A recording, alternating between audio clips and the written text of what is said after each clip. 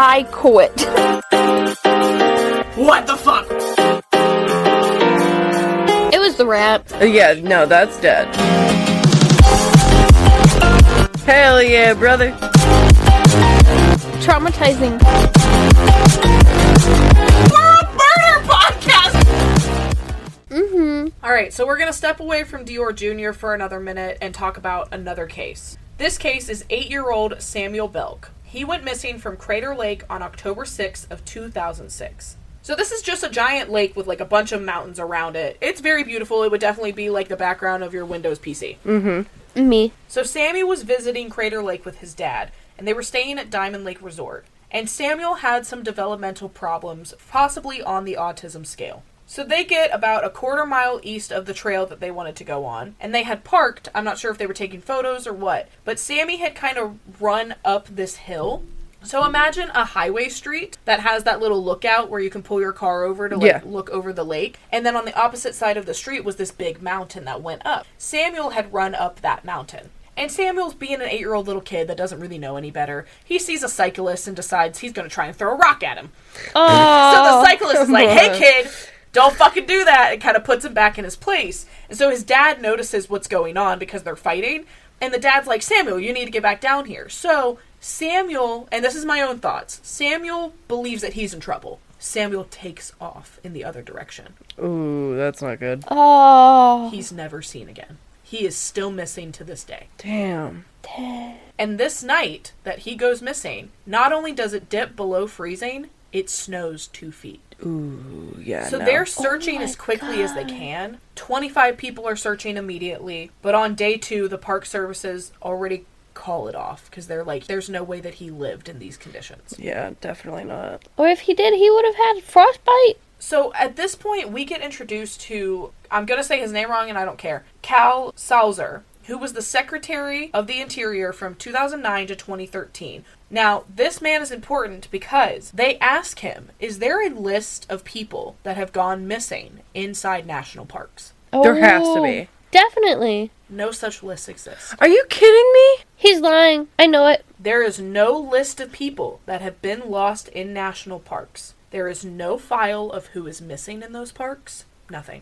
And the reason why this is important is because national parks are federal grounds. Oh. You would still think that the feds would have something like Nope, that. they have nothing. So you can see the hesitation before he answers the question. Like he's doing the politician thing where he's trying to think about how he wants to respond. Mm-hmm. Because And no matter what, you can says, fuck up. He says, and I quote, he doesn't know if that's a reality. What do you Dude, mean? what do you mean? And this is when we get a badass college professor named Heidi Streetman, who comes in basically for the last half of the documentary, just shit on everybody, and I love it. Because she's like... As she should. Because she's where we're at. She's saying it's absolutely ridiculous that we don't have records of these things. Do they have them now? Do No. you know? No. Bro! So Heidi is the one that actually started a petition to create a centralized national database in which all missing persons are accounted for by national parks, forests, and BLM lands. She's the one that tells us there is no requirement to keep records of people that go missing on federal grounds. It is not part of our laws. Well, it fucking That's should be. stupid. And in this day and age, with the technology we have, why aren't we? Yeah. Exactly. It's almost like they don't want them to be found. Stop! Stop it! Stop it now! I just Debbie Ryan. Stop it now! But it would make so much more sense to keep records of all these searches, because if someone goes missing tomorrow, you could say, okay, there's also these 10 people that have gone missing in the same area.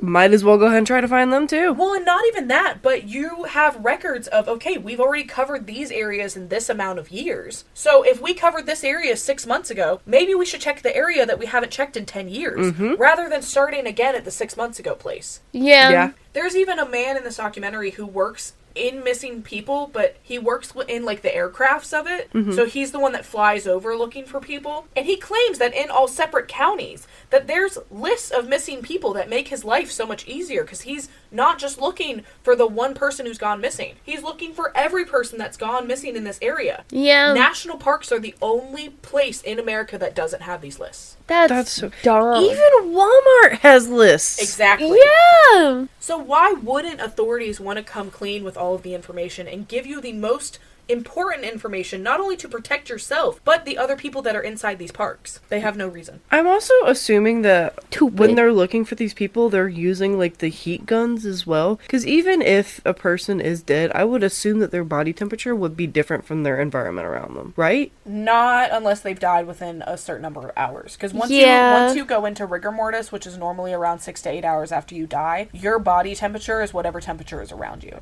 Because your blood is no longer keeping you warm. Okay. So the National Park Services turned down repeated requests to be interviewed for this documentary. Crater Lake today is still a tourist destination that Sammy has never been found in. But if more people knew about Sammy's destination, maybe the daily visitors would keep their eyes out for him. Yeah. Yeah. Most people do believe that he was covered up by snow during the night and later eaten by an animal, but it has never been confirmed. None of his clothing has ever been found. He's never been seen. He vanished. You would still see, like, bones, or at least blood, or something. Yep. Even like a shoe or a hat in the Yeah. woods. If you don't know someone's gone missing in that area, you're gonna be like, oh, someone just lost a shoe, someone just lost a hat. So But like, if you know someone went missing, you're gonna be like, oh. There's still people looking for him, and now he would be 26 years old. Oh. Yeah, I was looking at the flyer. It shows an age progressed to 18 or 19 years, whatever that says. So it looks like maybe they've done AI or something to try to simulate what he would look like currently. They've done that with all of the kids, actually. Yeah. This was just one of the only photos I could find of Samuel. Unfortunately, this is the only one that was ever made public. Yeah. And it's mostly on posters now. Yeah. So it's been 1 month since Deorr Jr. went missing. You have to remember that the area he went missing in is a very small town. So most of the people are talking, you know. Yeah. They're famous in this town now. Small town, they talk. It got so bad with all the small town small talk that they believed that the local restaurant owner kidnapped him and had something to do with it because she kept spreading tea. I would be the restaurant owner. Some people believe that Deorr Jr. didn't go missing at the campsite. They believed that he was already dead and the camp was a setup. Oh. So they believed that he was either killed right when they got to the camp or before it, and then they paid somebody, like the restaurant owner, to hide his body, and then used the camping thing as a cover-up to say, well, he's lost in the woods. That's such a stretch. Yeah. Yeah. I don't think that's what happened, especially with how the parents react, but I have a little more information about the parents that might sway opinions. We'll find out. That's crazy. She gossiped too much and they went, oh, so you killed her. Don't worry. The police looked into her and they did clear her. Good. Crazy. She's my icon, actually. They went, everyone's a suspect, including you, who had nothing to do with it. Well, and because all the media is like, well, was he even there? Isaac comes out and he's like, no, the kid was definitely there. Like, I saw the kid. Yeah. I had never met the kid before and I remember it. Yeah. But we hear everything from like a local sex offender took him to a trucker picked him up to fucking Bigfoot took this kid. Okay, every theory is being sought after. Everything, anything and everything. At least they're actually, like, putting in the work to find him. Yeah. Yeah. So there's even Facebook pages about him. So anytime anything is posted, even if it's a simple podcast episode, they will repost it on the Facebook page. Oh. Now, a lot of it is positive, and it is just looking for the sun. But there are some pages that are extremely negative and causing more harm than good, to the point that Deorr Sr. became suicidal over some of the things that they were saying about him and Jessica. Oh. And the reason why they're so weird about the parents is because in the first 3 months after Deorr disappeared, they did one news interview. That was it. And everyone and their mom wanted to report on this. They had Nancy Grace for an hour, Good Morning America, all these very famous channels wanting to interview them and find out what happened. And they declined it every time.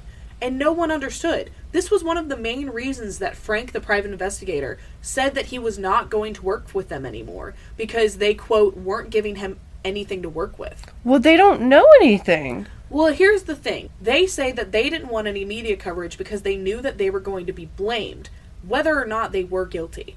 Because that's just how this works. Everyone's going to think it's the parents. And they don't want all of this publicity to be on them. They want the publicity to be on their son. Yeah. I get it, because, like, going on the news and talking about it, yes, it shares more awareness. Yes, it'll have more people thinking about your son And then they'll still think bad things about you. Of course they're going to, no matter what. If you do that, you lose time searching for your kid.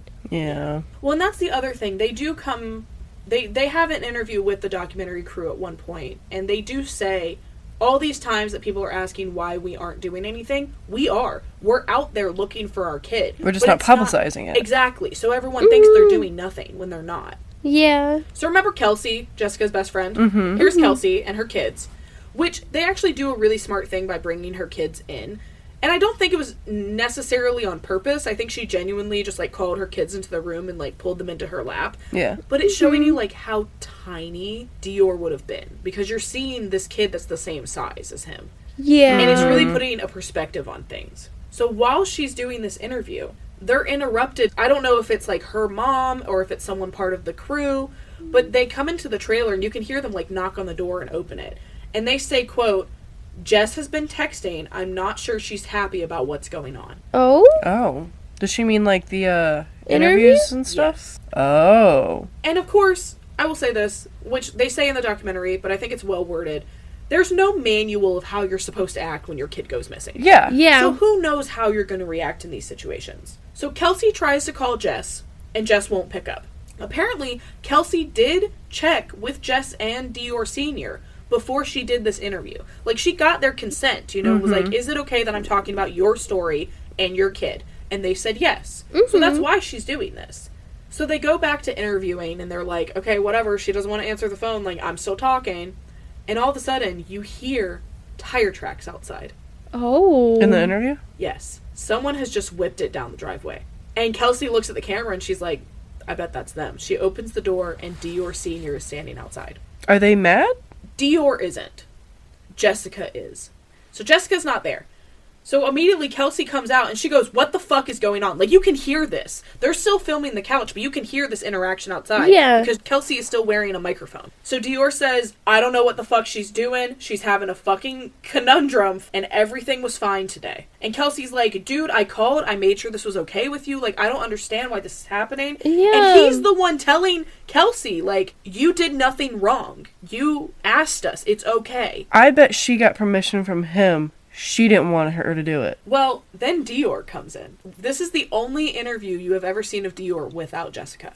This is not on screen. You are only hearing him, like, basically, in my head, he's, like, peeked his head through the door. Yeah, through the door. And so you can hear him very clearly, you just can't see him. Yeah. But, like, this man has a voice that is thicker than sweet tea. You know it's this guy he's talking. country. Yes. Popeyes biscuit in it, Every too. single word is like, I don't know, man. Like, it's so Southern. Is it my brother Southern? It's Southern. Southern. He says, quote, you guys need to know something here about when it comes to Jess. She's an amazing person, but she has never been able to handle stress very well.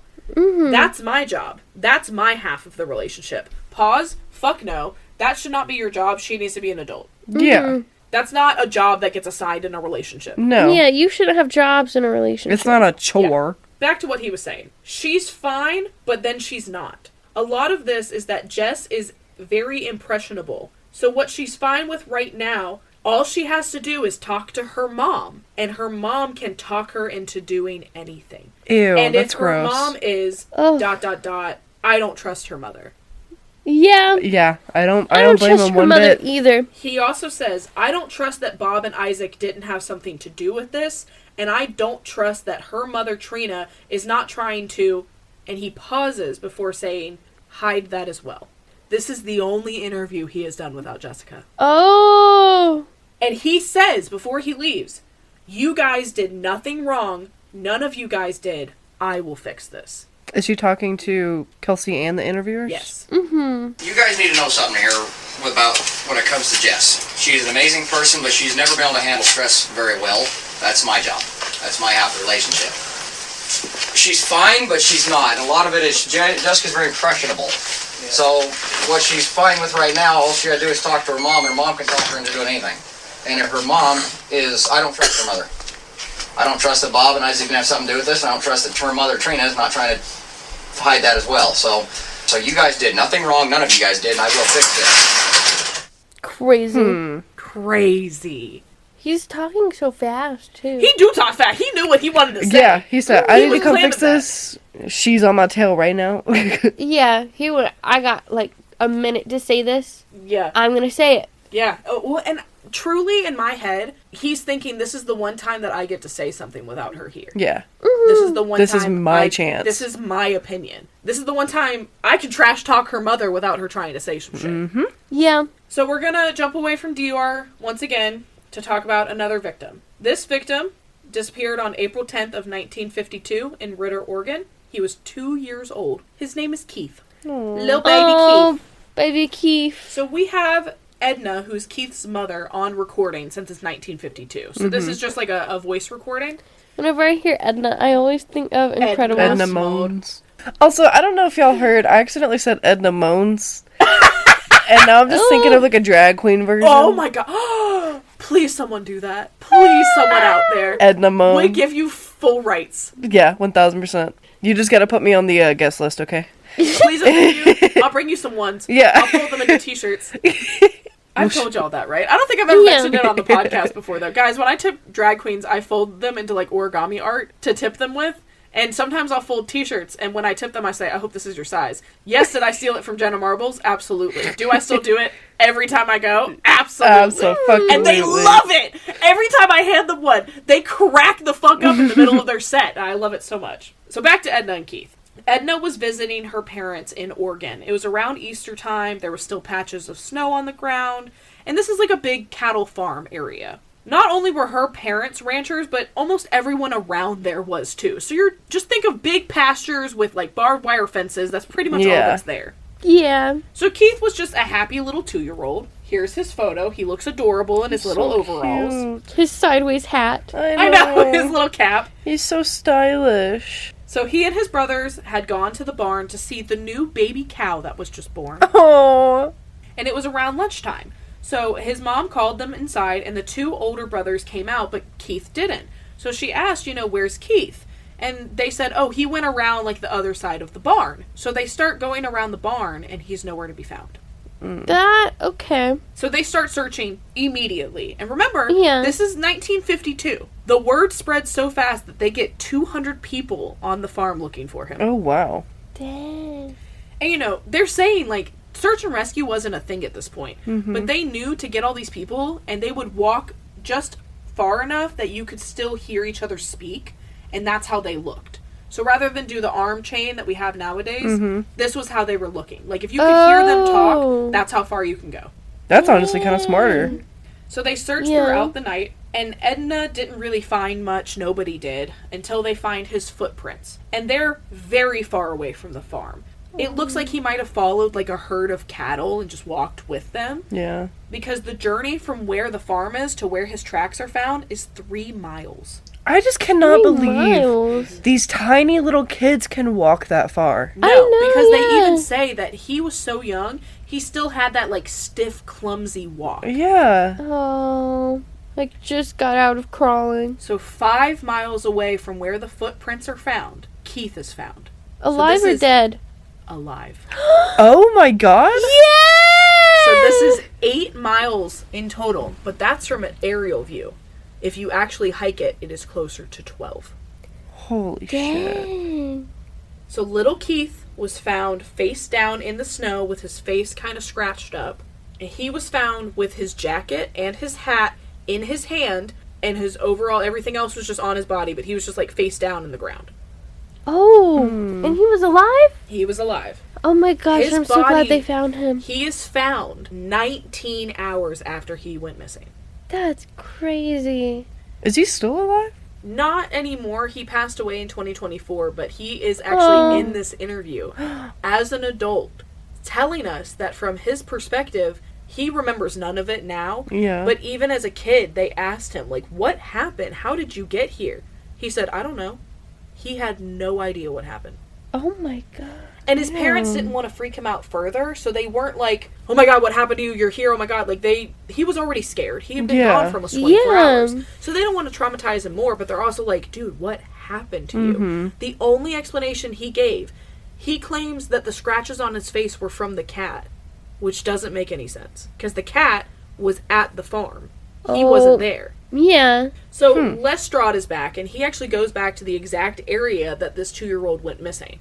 And he hikes the same trail that this kid would have had to hike. Now, it's not like he went 8 miles or 12 miles straight in a line. He went in kind of a triangular shape. So he went he went right from the barn about 3 miles and then turned and started going left for 5 miles. So he basically made a triangle. Yeah. So from hiking this area, you have to go through barbed wire fences and thick ass brush that is so thick, Lestrade even said, like, I can't get through this. And with it being pitch black at night, he was filming this with a full moon and still can't see anything. He's like, I'm terrified now as an adult. A 2-year-old's not going through all of this. Yeah. It's also freezing temperatures. Yeah, because you said he was face down in the snow, right? But yet he's found without his hat and coat on. They're in his hand. You know that thing that when people get hypothermia, they feel like they are on fire? Yeah. Could be like that. Maybe.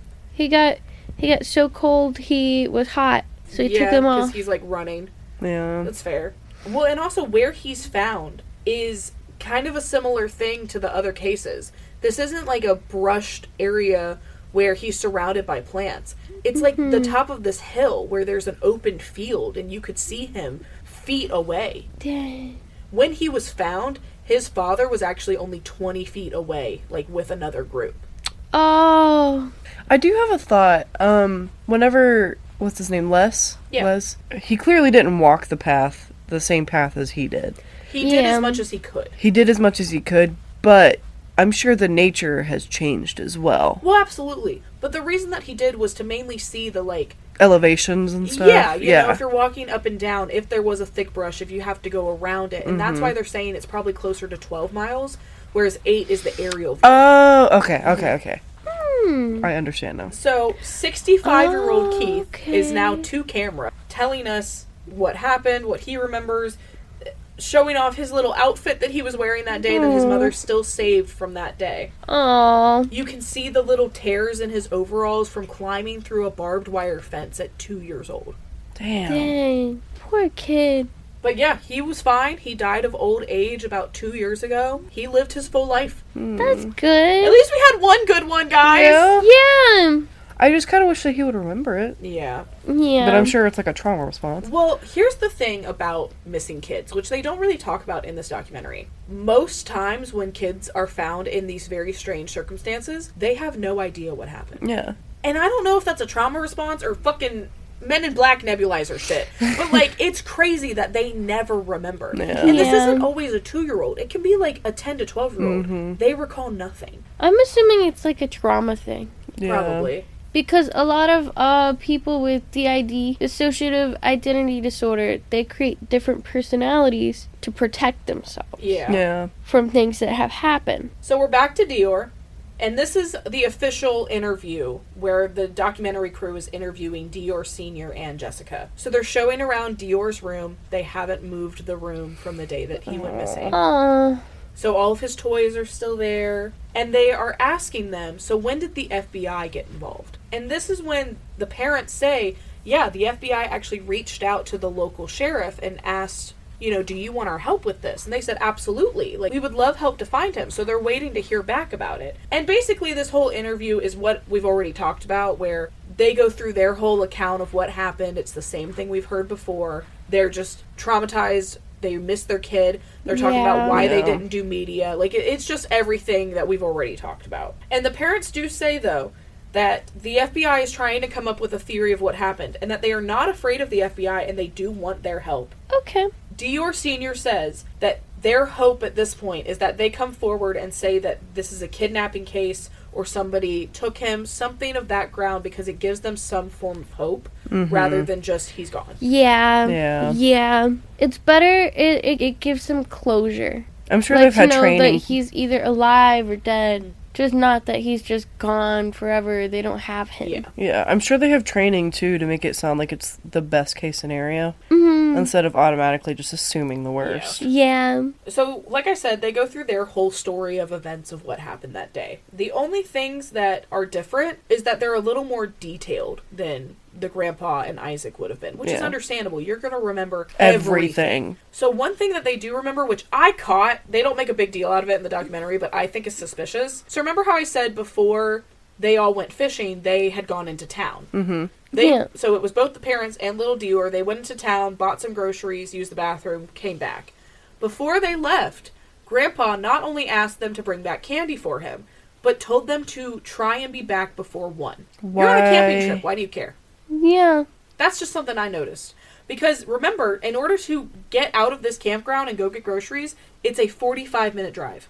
To get out of the campground? And get to the grocery store. Dang! He was probably worried about the time because of, like, it being at night and you can't see the trail as well, maybe? But here's the thing. When they arrived the night before, they arrived at night. Well, maybe it's because he wasn't with them for the grocery store trip? I don't know. That's suspicious. That's weird. Yeah. So Jessica is the only one that takes the documentary crew back to the exact campsite. So this is where she's showing how everything looked, where she was, and this is where we get her account of, you know, being on the river and hearing that Isaac walked past her and all those other things that just didn't really match up. Yeah. We hear all of that now. So this is when she also tells us that before she went down to the river, she looked at her grandfather and said, "Is it okay to leave little man with you?" He said, "Yeah, he's fine. He wants candy anyway." And the amount of times that this fucking grown-ass man brings up the fact that this little kid wanted candy, I want to take that Snickers and shove it down his throat so hard. Yeah. Why the fuck do you care? It's a 3-year-old! Why wouldn't he want that? 2-year-old! Why wouldn't he want that? Yeah. But also, like, you're eating candy too. Yeah. And you're like, how old? Old enough. Old enough. You literally asked them, hey, go to the store, buy candy so I can give it to your child. This is so mean. In my head, they have, like, the same thoughts. You know? Whenever, like, you're a kid and then you get old, you kind of revert back to that, like, like, you start off in diapers, you end in diapers. Yeah. Like, Look, that's so true, because one of the other reasons that they wanted to kind of leave Deorr behind with Grandpa was because it was his nap time. So, like, Deorr was getting tired anyway, and that was why they were... I know, such a parallel between the grandpa, Grandpa's nap It's like nap time. But that's one of the reasons they wanted to leave him there, because they knew he was going to be tired. They don't want to They don't want to walk around and go down to the stream. And that's another reason why I personally believe that they did go into the trailer. Because what if Grandpa said, let's go to bed, put him in there, and then he's just gone. Or Grandpa went in there to, like, get the bed ready, came back out, Deorr's gone. And he's just hiding that fact. Mm-hmm. Huh. Well, yeah, that makes sense, actually. He never admits that he went into the trailer. But he had to have. Otherwise, like, you would have noticed something. There's no, this is 2015. I guess he could have had a phone. But Grandpa, like that, he had a flip phone. Let's be honest. 1000%. If anything, he's playing Snake. So I'm like, it's not like you're on Instagram getting real distracted. Like, where did this kid walk to? This 2-year-old toddler stumble. That you're not hearing the branches breaking, the leaves crackling. That you don't even know a direction on which he went. Yeah. Mm-hmm. And it sounds like their campground was, like, covered in grass as well. Mm-hmm. So you would hear the stomping on that grass. Yeah. Especially in his shoes that are too big for him. It would make a bigger sound, you would think. Well, and like I told y'all, Jess was down by the creek, and Deorr Sr. is the one that went back up to get little Deorr. So he's the one that's arguing with Grandpa, being like, where the fuck is my son? Yeah. So that's not his grandpa he's arguing with. Mm-hmm. That's Grandpa-in-law. And they're the ones that are having a screaming match before he comes down to get Jessica. So Grandpa's just trying to claim, like, well, the last time I saw him, he was next to this small little pine tree. Do you know how many fucking pine trees there are? That is not helpful. Also, it doesn't make sense because this pine tree was closer to Jessica than to Grandpa. Jessica would have seen him. Yeah, 1000%. That would mean that either he went down towards the creek where they would have seen him. He went down towards the road, which Deorr Sr. would have seen him when he went to call the police. Yeah. Mm-hmm. Or he went the opposite direction and went into the woods, which he couldn't have gotten far because it's up a mountain. I just had a thought. So, Grandpa, he would always go camping there, right? And did you say anything about him liking to go fishing? Yeah, he loves fishing. That's Why like his didn't thing. he go down with Frank? Yeah, it's... What? Who the fuck? Isaac. Who the fuck's Frank? Oh, the Frank's the detective. investigator. I was like, Yeah. Frank? Isaac does look like a Frank. He kind of does. Why didn't he go down there with Isaac? Because that was like Maybe the whole because- fucking point. Maybe because he had already gone fishing. Like, he had already caught a bunch of fish. And that's the reason they went down there. It's like, while the parents and little Deorr were gone, Isaac and Grandpa were down fishing. So they were back up at the campsite when the parents got back. And Grandpa's like, we caught all these fish. Deorr Sr.'s like, no the fuck you didn't. Show me where you caught these. So Isaac and all of them go back down while Grandpa is still up at the top. Mm-hmm. So, I don't know, maybe it was Grandpa's nap time. Yeah. And fair. he was tired. But another thing to think about is that apparently that day, weather-wise, it had just rained, but then got really hot. Like, you know how it does in Georgia. Yeah. So, Deorr would have taken his jacket off because it got really hot. Yeah. Why didn't they find his jacket? So, as they are filming all of this, the documentary crew is filming a shot outside of the sheriff's office. Just like, extra filler. And somebody walks by. You never see them, you just hear them. But somebody walks by and says, are y'all the newspaper? Like, why are y'all filming? Mm. So they're explaining, we're making a documentary about a missing little kid. And the guy goes, well, the parents killed him. Duh. And the crew goes, you know about the case? And he said, I know about it. Guess what? He didn't wander off and disappear. That doesn't happen. And this guy just walks into the sheriff's department, and that's it. But they said, our footage in the documentary just walks straight in. Yep. Just dang. So, you see the back of his head, but that's it. But immediately they're like, about this missing little boy. Everyone in this town is like, well, I know that case. Mm-hmm. Dang. I would be following his ass into the sheriff's department. Right? I don't think the parents killed him. I think grandparents killed them. Yeah, I'm suspicious of the grandpa. Mm-hmm. Same. So there's 1,600 cases of people going missing every single month. Oh, wow. Dang. And so this is when Heidi comes back in towards the end, who was the lady that was like, why the fuck don't we love her have regulations on this? And she says a great quote. You have to think beyond the bounds of what's normal for this. You can't think this is an animal or this is just someone attached. Why is this happening so often? Mm-hmm. Something is going on. It's suspicious.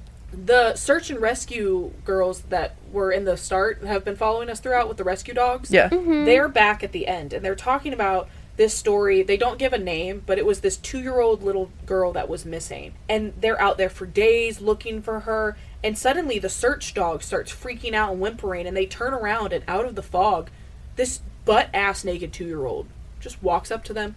Whoa. And they're like, we just walked from that area, like, how are you here? And what's even freakier, as they're telling this story, that search dog is freaking the fuck out. I don't know what that search dog's alert is, but this dog is freaking the fuck out as the story is being told. Oh, wow. God. So 2 weeks after the crew interviews the family, the FBI talked with the county sheriffs, and they said they found nothing to indicate that a crime occurred and would not be taking over this case. During the crew's investigation, they requested a list of the missing people from national parks. They were told that no such list existed, and to deliver one would cost $1.4 million. Oh my God. It is suspected that 1,000 to 2,500 people go missing in national parks every year.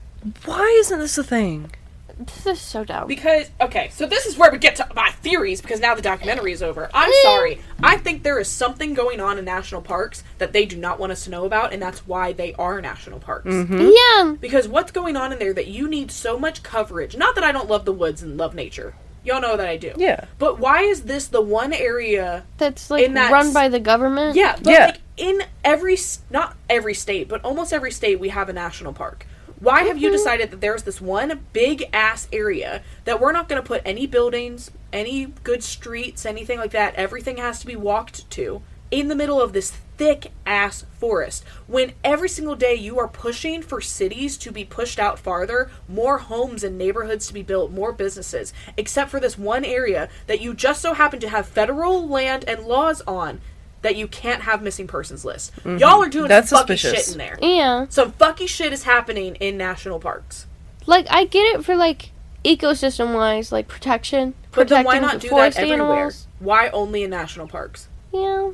And there's so many theories. This episode would be 5 hours long if I went into all of them. But there's basically a large theory that, like Danny said, there's a civilization living in all of these national parks that basically don't have any laws and they do what they want. And so it's thought that these children mostly are being taken in by these people and either die of natural causes and they place the remains in a somewhat nice way, either to be found because they know where they're going to be looking, or just in a like burial style. Yeah.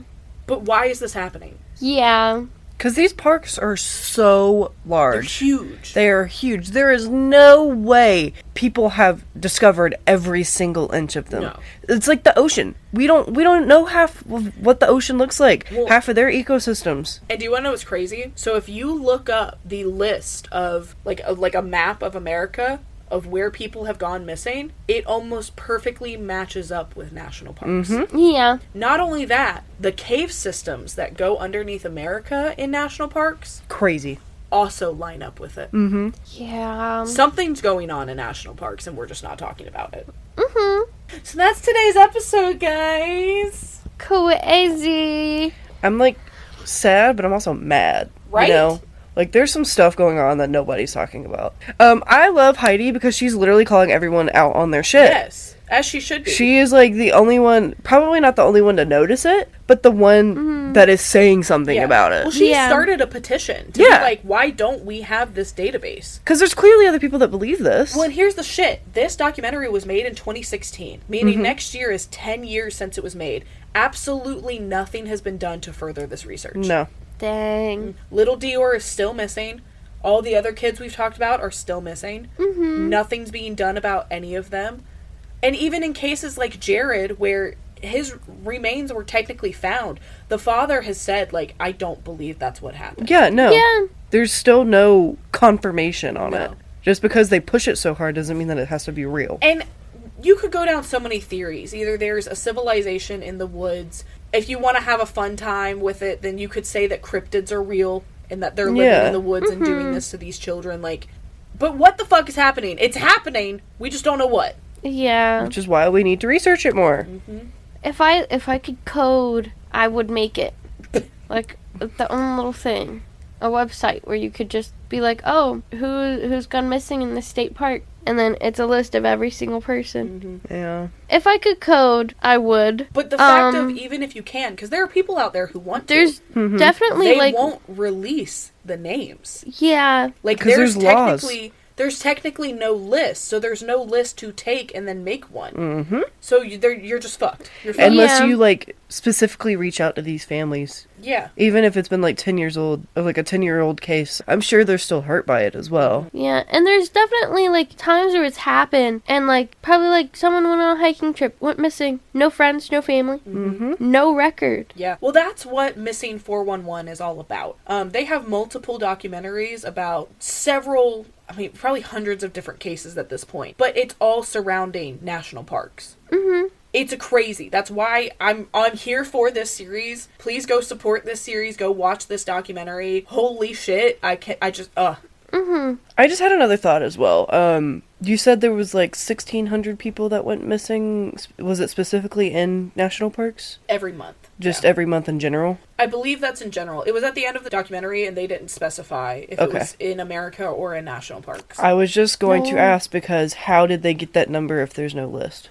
True. Yeah. So the number that I got at the end of the documentary of, anywhere between 1,000 to 2,500 people go missing every year, that was just from, like, Googling, like, the AI search. So that number is current. So I think that the 1,600 was the current number in 2016 when this was released. Right. Yeah. So That I would- think now that we have more people and more research and more people that actually give a shit, that's why the number has raised.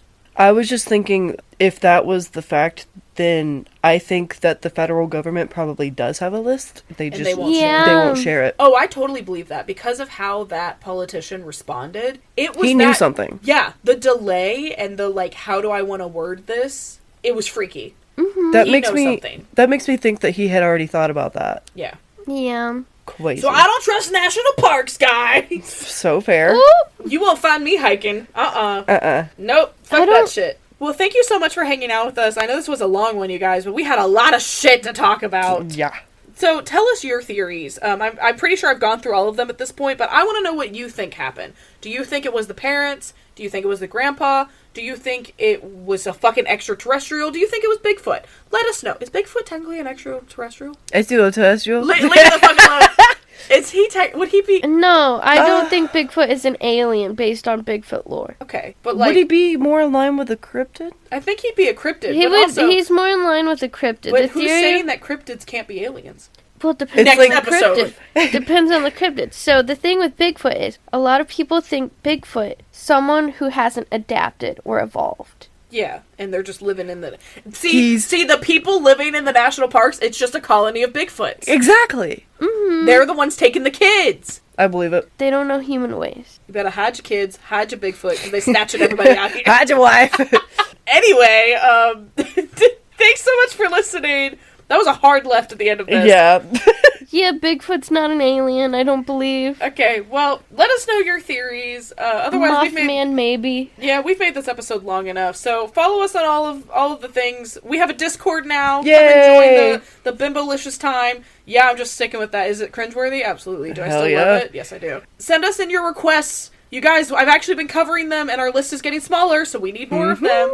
We officially have the same amount of requests as we do already covered episodes. Woohoo! Woohoo! And we're trucking through them, okay? Yeah, we are.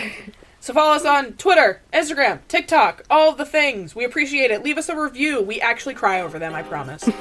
And with that being said, I'm Audie. I'm Danny. I'm Elise. And this has been Breakfast with Bimbos!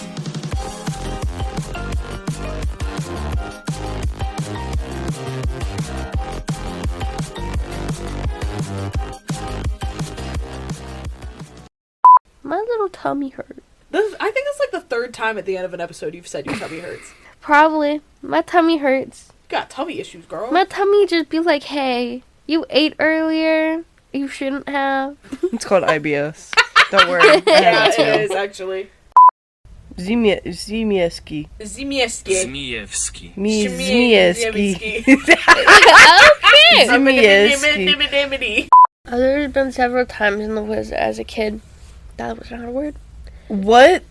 So we're back to little Deorr. Why is there a blank slide? Because I forgot to finish the slideshow. Oh! Okay, listen.